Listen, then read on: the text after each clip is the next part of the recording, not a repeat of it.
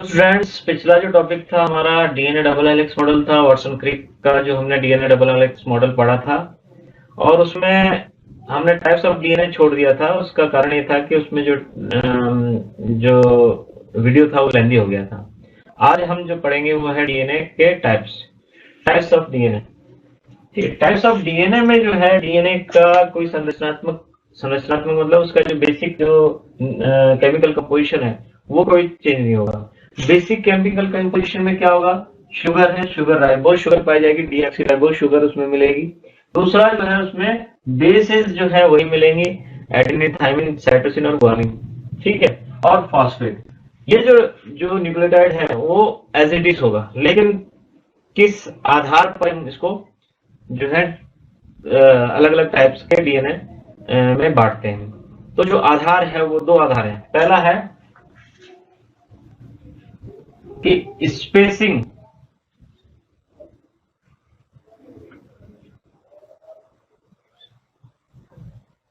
Between bases. जो nitrogenous क्षार है, ठीक है, या न्यूक्लियोटाइड्स है, बेसेस हैं, उनके बीच में कितना गैप है इसके आधार पर। और दूसरा है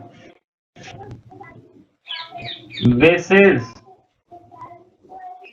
पर टर्न। इसको एन से डिनोट करते हैं और इसको एच से डिनोट करते हैं। यानी कि एक पूरा रोटेशन होने में कितने बेसेस काम में आ रहे हैं, और दूसरी चीज है कि जो बेसेस हैं उनके बीच में कितना गैप है। इसके आधार पर ही हम जो है इस पूरे जो टाइप्स ऑफ डीएनए है उनको पढ़ेंगे। अब आते हैं इसमें जो है एक मैं टेबल बनाऊंगा और उसको कंपैरेटिवली हम स्टडी कर लेंगे। ठीक है, टाइप्स ऑफ डीएनए सबसे पहले रखेंगे, फिर उसके बाद है कंडीशन, फिर उसके बाद है रोटेशन एंगल,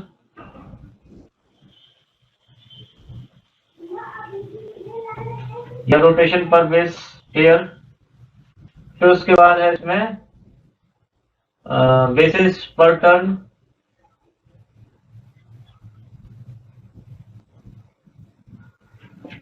फिर उसके बाद है वर्टिकल राइज, और फिर उसके बाद है हेलिक्स डायमीटर।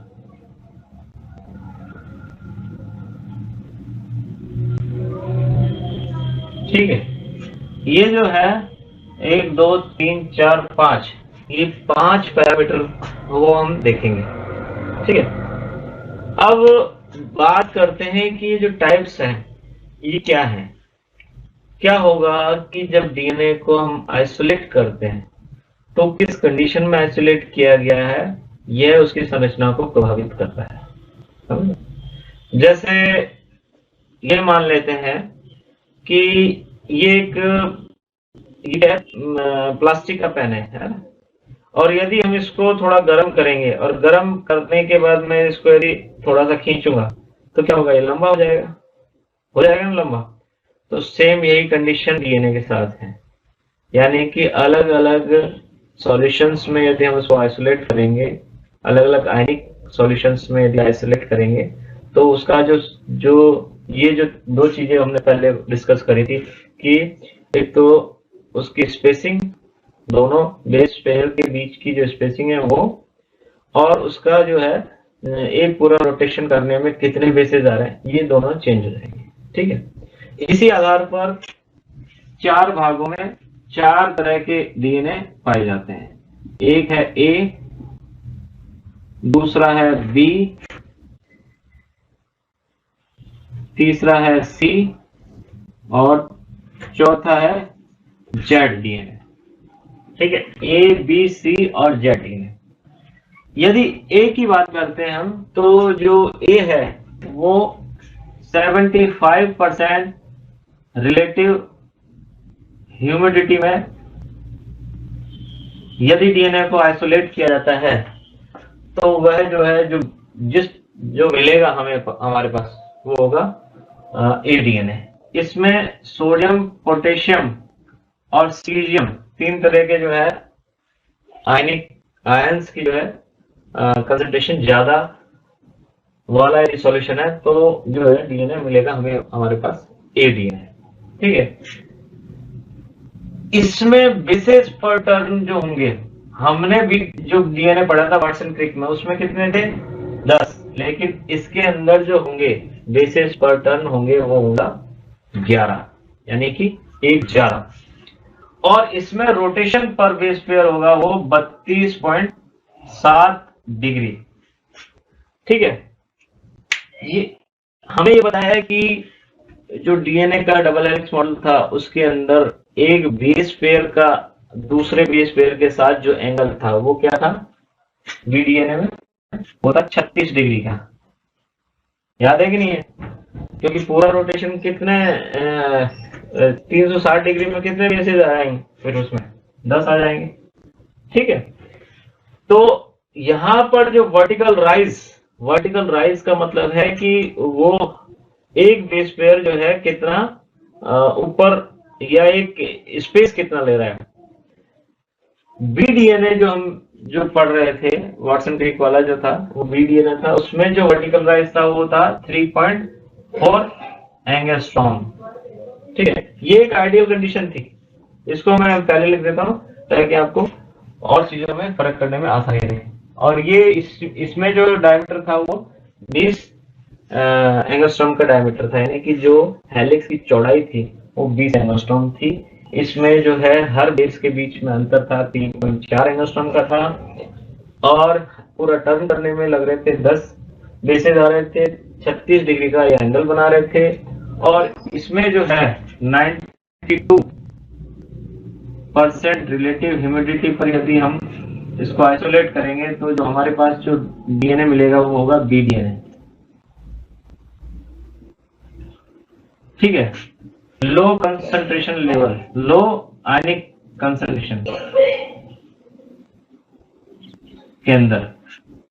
ठीक है, तो ये हमारे पास है बी डीएनए की आइडियल कंडीशन।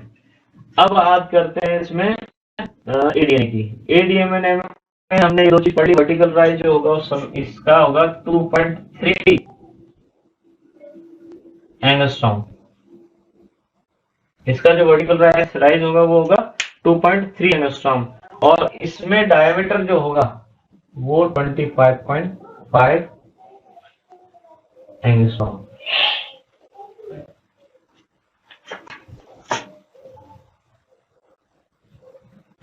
ठीक है, सी जो है डीएनए वो 66% रिलेटिव ह्यूमिडिटी पर प्राप्त किया जाता है।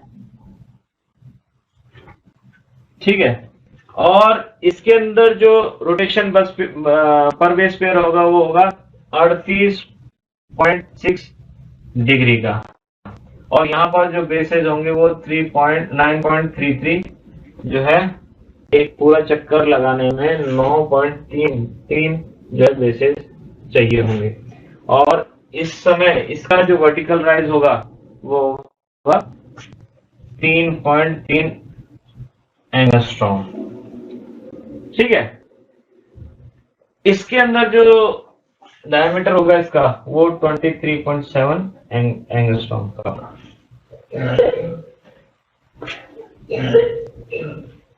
तो ये जो है ये है सी डीएनए।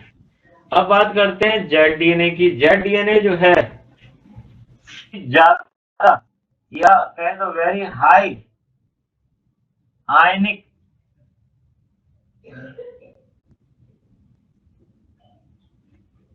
कंसंट्रेशन पर आइसोलेट किया जाता है। ठीक है, इसमें देखो ये जो सारे तीनों को तीनों है ये है राइट हैंडेड, या इसमें जो रोटेशन होगा ये अब देखो अब है समझने की बात है। इसका लिख देता हूं मैं -30 डिग्री। ये माइनस इसलिए लिखा है माइनस और प्लस का। अब बात करते हैं माइनस और प्लस की। यहां लिख देते हैं हम लेफ्ट हैंडेड।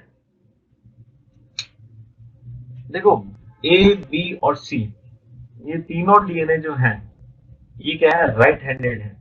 इनमें जो रोटेशन होगा इस तरह से होगा, यानी कि ये जो है अंगूठा ऊपर की तरफ जाने वाला हिस्सा होगा, यानी कि ये जो है इस तरह से वो डीएनए रन करेगा। ये राइट हैंडेड रोटेशन बोलते हैं इसको। और लेफ्ट हैंडेड में क्या होगा कि ये उल्टी तरफ जो है रन करेगा इस तरह से। ठीक है, तो इसको बोलते हैं लेफ्ट हैंडेड रोटेशन, इसको बोलते हैं राइट हैंडेड रोटेशन। तीनों में तीनों ए बी और सी ये होते हैं राइट हैंडेड रोटेशन वाले, और जो जेड डीएनए होगा वो लेफ्ट हैंडेड रोटेशन वाला होगा। इसीलिए हमने इसको लिखा है -30 डिग्री। इसमें रोटेशन जो है वो उल्टा होगा, बैक साइड में होगा। ठीक है, इसमें जो बेस पर टर्न है वो इसमें ज्यादा होंगे। ठीक है, और इसके अंदर जो वर्टिकल राइज होगा वो भी इसके अंदर ज्यादा होगा, 5.7 एंगस्ट्रॉम का होगा। और हेलिक्स का जो डायमीटर होगा 18.8 एंगस्ट्रॉम के आसपास पाया जाता है, सॉरी 18.4। देखिए, थोड़ा यदि हम इस डेटा को एनालिसिस करेंगे तो क्या मिलेगा हमें। जब हेलिक्स को खींचा जा रहा है एक तरह से, यानी हेलिक्स को खींचेंगे तो क्या होगा कि पूरा टर्न करने में, ये इसको लेते हैं, मान लेते हैं ये जेड डीएनए, एक तरह से मान सकते हैं कि ये खींचा हुआ डीएनए, इसका जब खींचेंगे तो क्या होगा, इसका डायमीटर छोटा हो जाएगा। ठीक है, लंबाई ज्यादा हो जाएगी। हमने यहाँ देखो डायमीटर क्या हो गया, यहाँ पर 18.4 एंगस्ट्रॉम हो गया, यानी कि वो सिकुड़ गया। और इसके जो वर्टिकल राइज यानी कि बेसेस के बीच में जो अंतर है वो कितना हो गया, 5.7 एंगस्ट्रॉम, जबकि नॉर्मली क्या होता है 3.4 एंगस्ट्रॉम होता है। और यदि थोड़ा सा इसको डीएनए को पिचका देंगे लेंथ में तो क्या होगा, उसका डायमीटर चौड़ा हो जाएगा। ठीक है, और बेसेस के बीच की दूरी कम हो जाएगी। तो पिचकाव कौन सा है इसमें, देखो इसको सीडीएनए पिचका हुआ है, तो इसका डायमीटर क्या है, ज्यादा है। ठीक है, और इसके बीच के बेसेस के बीच की दूरी क्या होगी, कम होगी। इसी तरह से ये जो है डीएनए, ए डीएनए, ये थोड़ा सा कह सकते हैं कि कंप्रेस होने के बाद भी इसमें जो बेस पेयर की जो संख्या है वो अधिक है। तो यहाँ देखो वर्टिकल राइज बहुत कम हो गया, यानी कि बहुत ही कॉम्पैक्ट जो है पैकेजिंग है, तो उसका डायमीटर कितना ज्यादा हो गया, हेलिक्स का डायमीटर ज्यादा हो चुका है। तो ये जो 4 डीएनए थे, ये जो 4 डीएनए, ये आइसोलेशन कंडीशन पर डिपेंड करते हैं कि डीएनए को किस कंडीशन में आइसोलेट किया गया है। एक ही डीएनए वो जो है अलग अलग आइसोलेशन कंडीशन में किस तरह का उसकी संरचना होती है उसके आधार पर ही होता है। बस ये ध्यान रखना। एग्जाम में क्या आता है, ये ध्यान रखने वाली बात है। इंपॉर्टेंट चीज ये है कि एग्जाम में क्या आता है। एग्जाम में ये आता है कि राइट हैंडेड रोटेशन और लेफ्ट हैंडेड रोटेशन। हमसे पूछा जाएगा कि लेफ्ट हैंडेड रोटेशन वाला डीएनए है कौन सा है। ठीक है, तो वो होगा जेड डीएनए। जेड डीएनए पर ही ज्यादातर क्वेश्चन बनेंगे। बी का तो आपको याद रहता है, जेड डीएनए में जो है बेस्ड एक दूसरा क्वेश्चन बन सकता है कि जो है पर टर्न बेसिस सबसे ज्यादा किस में पाई जाती है, तो जेड डीएनए में पाई जाती है। ठीक है, तो ये 2-3 कोई क्वेश्चन है जो कि कई कॉम्पिटिटिव एग्जाम में आते हैं। मुझे लगता है ये समझ में आया होगा। Thank you very much.